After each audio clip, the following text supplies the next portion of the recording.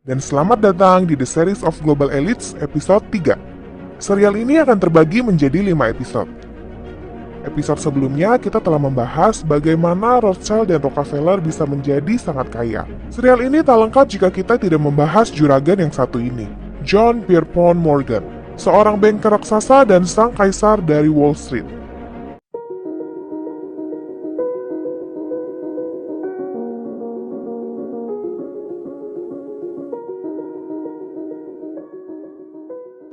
John Pierpont Morgan lahir di Hartford, Connecticut, Amerika Serikat tanggal 17 April tahun 1837 dari pasangan Junius Spencer Morgan dan Juliet Pierpont. Ayahnya, Junius Morgan, juga merupakan seorang pengusaha sukses. Ia memulai bisnisnya di tahun 1829 yang kemudian mendirikan JM BB&Co yang merupakan salah satu toko retail terbesar di Boston. Ia kemudian fokus pada bisnis bahan makanan kering seperti beras, gula, kacang-kacangan, dan lain-lain atau yang biasa disebut dengan dry goods. Junius Morgan masuk ke bisnis perbankan dengan menjadi partner dari George Peabody di tahun 1854. Bank itu bernama Peabody Morgan & Co. Pada tahun 1864, bank itu berubah nama menjadi Bank J.S. Morgan & Co. JP Morgan join ke Bank Peabody Morgan & Co. di tahun 1857. Ia menjadi marketing bank yang handal. Sejak muda, JP Morgan memang sudah memiliki otak bisnis yang hebat. Selama Perang Sipil Amerika, JP Morgan terlibat dalam skandal yang dikenal dengan nama Hall Carbine Affair. Morgan mendanai pembelian 5.000 pucuk senapan dari gudang senjata tentara seharga $3,5 per pucuk dan dijual kembali ke tentara di medan perang dengan harga $22 per pucuk. Sama seperti Rockefeller, Morgan juga membayar orang untuk menggantikannya terjun ke medan perang dengan harga $300. Ya, pada masa itu, semurah itulah harga satu nyawa. Tahun 1861, Morgan menikah dengan Amelia Sturgis, putri dari bisnismen yang kaya. Tapi, Amelia meninggal 4 bulan sejak pernikahan mereka akibat TBC. Lalu Morgan menikah lagi dengan putri seorang pengacara yang bernama Frances Louisa Tracy di tahun 1865. Pernikahan keduanya ini membuahkan 4 orang anak. Pada tahun 1864, Peabody pensiun, dan bank itu berganti nama menjadi J.S. Morgan & Co. JP Morgan menjadi agen di New York, lalu di tahun 1871, dia berpartner dengan Anthony J. Drexel dan mendirikan Drexel Morgan & Co. Ayahnya meminta Drexel untuk menjadi mentor bagi JP Morgan. Drexel adalah seorang banker Amerika Serikat yang berperan penting dalam bangkitnya modern global finance.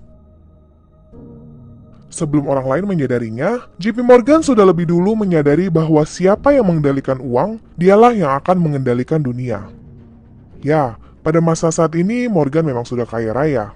Bahkan sebenarnya dia sudah kaya sejak kecil berkat ayahnya. Pada pertengahan abad ke-19, dunia bisnis lagi seru-serunya. Morgan ingin ikut ambil andil dalam sejarah tersebut. Namun, ia tidak memiliki produk yang bisa ditawarkan ke masyarakat. Ia juga tidak punya bakat menjadi seorang penemu. Satu-satunya yang ia miliki adalah uang, dan itu di atas segalanya. Namun, Morgan ingin menjadi seperti Rockefeller yang namanya langsung terbesit ketika mendengar kata minyak. Ingat Andrew Carnegie ketika orang membicarakan besi, dan ketika berbicara kereta api, orang akan mengingat nama Cornelius Vanderbilt. Untuk mendapatkan kekuatan itu, Morgan fokus ke bisnis kereta api, di mana saat itu merupakan bisnis terbesar di Amerika.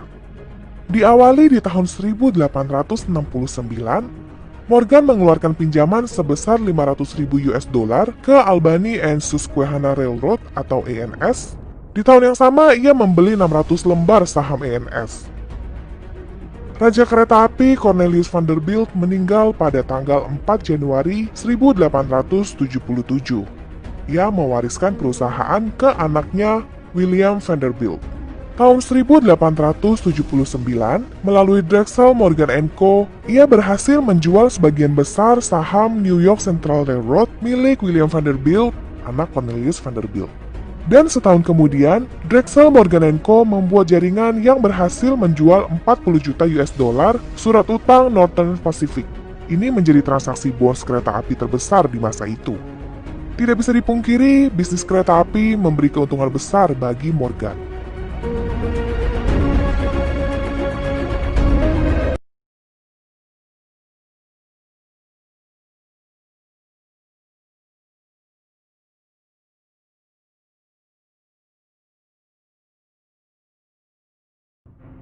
Apa sih yang paling seru di Amerika pada abad ke-19? Ya, The War of the Currents. Pertarungan untuk menjadi cahaya bagi dunia. Kisah itu seperti dongeng di film Disney. Tentu saja JP Morgan tidak mau hanya menjadi penonton.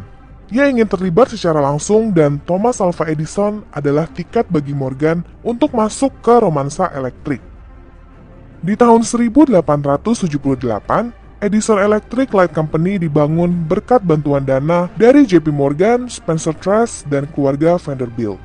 2 tahun kemudian, untuk pertama kali Edison mendemonstrasikan bohlamnya ke publik, tepatnya di tanggal 31 Desember 1879, bertempat di Menlo Park.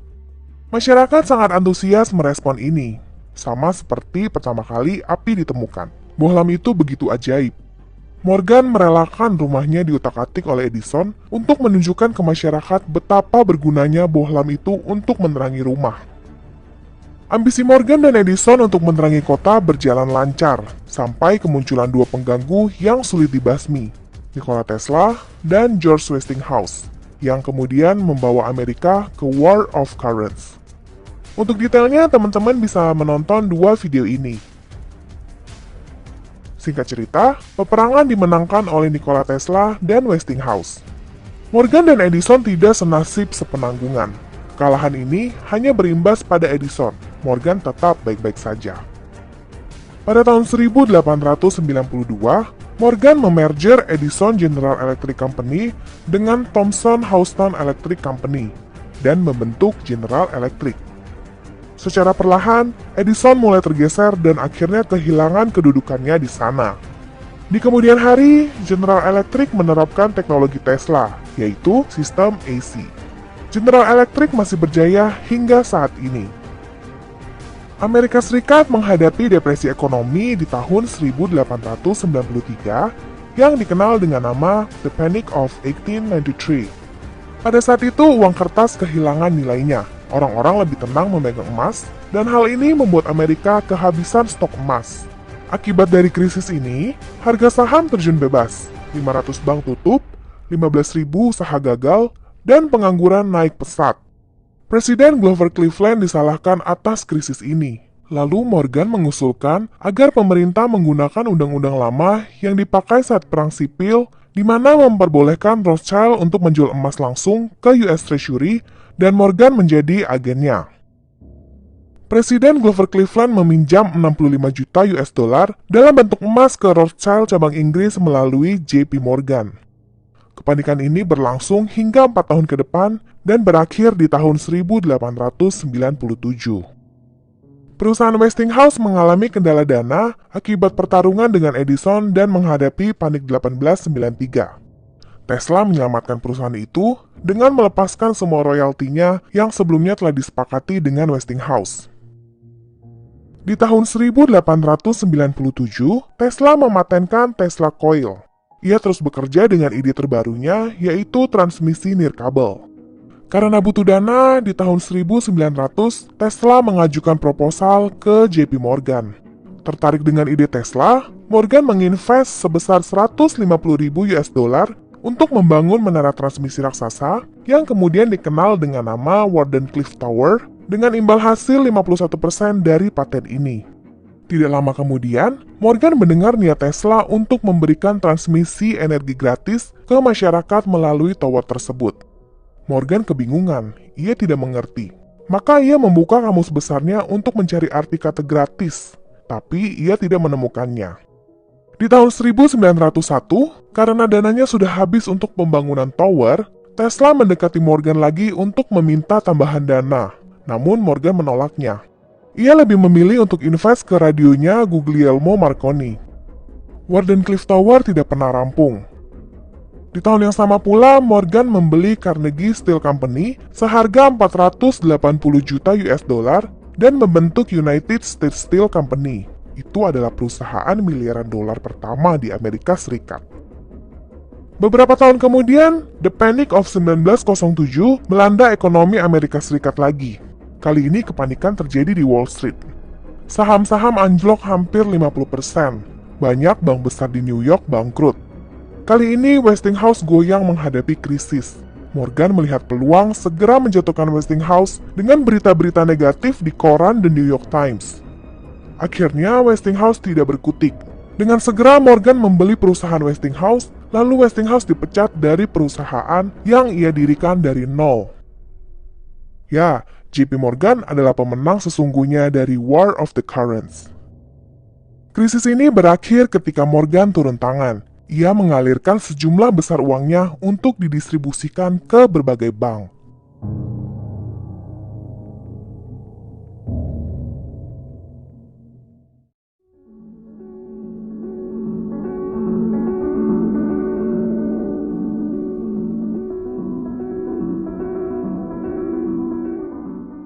Kepanikan di tahun 1907 adalah alasan utama terbentuknya The Federal Reserve atau The Fed.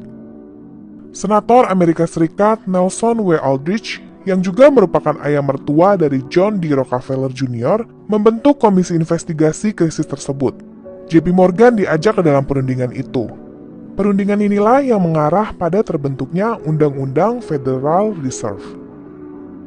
Di tahun 1910, Aldrich dan para perwakilan dari Bank JP Morgan, Rockefeller, dan Dunlop & Co. melakukan pertemuan rahasia selama 10 hari di Pulau Jekyll, Georgia. Tidak ada yang tahu persis apa yang mereka bicarakan di pulau ini. 31 Mei 1911, perusahaan kapal pesiar White Star Line meluncurkan RMS Titanic. Kapal ini memang terdaftar sebagai kapal British, namun pemiliknya adalah JP Morgan. Kapal ini selesai dibangun pada tanggal 2 April 1912 dan akan melakukan pelayaran pertamanya di 10 April 1912. Banyak orang penting dan jurnalis yang akan menaiki kapal ini, termasuk JP Morgan sendiri. Rencananya pada pelayaran perdana, Titanic akan menyeberangi transatlantik antara Southampton dan New York, melalui Cherbourg dan Queenstown, dan kembali melalui Plymouth di Inggris. Namun kapal itu tenggelam pada tanggal 15 April 1912 dini hari, menewaskan sebanyak 1.514 jiwa. Hanya 705 orang yang cukup beruntung dapat tempat di sekoci-sekoci Titanic dan diselamatkan oleh kapal RMS Carpathia. Di antara korban jiwa itu ada Jacob Astor, Isidor Straus, dan Benjamin Guggenheim yang merupakan rival bisnisnya Morgan. Sementara JP Morgan selamat karena membatalkan keberangkatannya di saat-saat terakhir. Ada yang mengatakan alasan Morgan membatalkan turnya dengan Titanic dikarenakan kondisi kesehatannya yang memburuk. Ada juga yang mengatakan karena Morgan sibuk mengurusi pengiriman koleksi seninya yang bermasalah. Di samping itu ada pula teori konspirasi yang mengatakan bahwa Morgan sudah merencanakan semua ini untuk membunuh Guggenheim, Astor, dan Strauss yang kabarnya tidak setuju dengan pembentukan Undang-Undang Federal Reserve. Teori konspirasi lain mengatakan bahwa justru Rothschild yang berada di balik insiden tersebut. Namun tidak ada bukti atau dokumentasi yang mendukung teori-teori ini. Di samping itu malah ditemukan bahwa Strauss mendukung pembentukan The Fed, sementara Astor dan Guggenheim tidak pernah menentukan sikap mengenai The Fed. Mau percaya yang mana? Kembali lagi ke pilihan masing-masing ya. Tanggal 31 Maret 1913, ketika sedang traveling ke Roma, Italia, JP Morgan meninggal dalam tidurnya di Grand Hotel Plaza 17 hari sebelum ulang tahunnya yang ke-76 tahun. Bisnisnya diwariskan ke anaknya John Pierpont Morgan Jr. atau yang biasa dipanggil Jack. Morgan meninggalkan kekayaan total sebesar 118,3 juta US dollar, gabungan dari properti dan koleksi seninya. Pada 31 Desember tahun 1913, Bank Sentral Amerika Federal Reserve terbentuk. Bank ini menjadi bagian penting atau faktor penentu bagi perekonomian dunia hingga saat ini. Oke, sekian dulu ya untuk episode JP Morgan. Next episode yang akan kita bahas adalah DuPont. Sampai jumpa lagi di video berikutnya ya guys. See ya!